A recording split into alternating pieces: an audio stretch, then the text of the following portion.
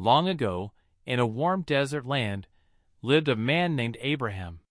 He loved his son Isaac very much and wanted him to have a kind and loving wife.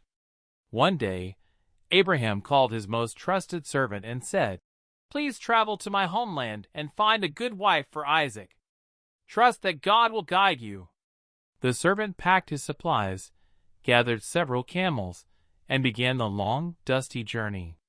After many days, he finally reached a quiet town.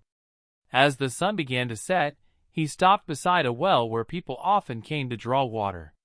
The servant felt nervous. Choosing the right person was a very important task. So he prayed, "Dear God, please help me. Let the right woman offer me a drink of water, and please let her offer water to my camels too." Before he had even finished praying, a young woman named Rebekah came walking toward the well. She carried a water jar on her shoulder and had a bright, friendly smile.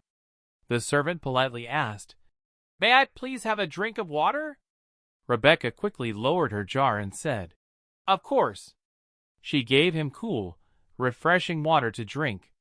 But then she noticed the thirsty camels behind him. Camels can drink a lot of water, bucket after bucket. Yet Rebekah cheerfully said, "I will draw water for your camels too." Up and down went the bucket. Splash after splash filled the troughs. Rebekah worked hard, but she never complained. She simply kept helping with a joyful heart. The servant watched in amazement. This was the exact sign he had asked God for. Right there beside the well, he bowed his head and whispered, "Thank you, God, for leading me to the right person." Soon, the servant met Rebekah's family and explained why he had come. When Rebekah heard everything, she made a very brave decision. "I will go," she said. Leaving home was not easy, but Rebekah trusted that God had a beautiful plan for her life. After a long journey across the desert, they finally arrived where Isaac lived. One evening, Isaac was walking in the fields when he saw the camels approaching. When Rebekah saw Isaac, she climbed down from her camel. The two greeted each other with kindness, and Isaac's heart was filled with peace and happiness. He knew God had brought them together.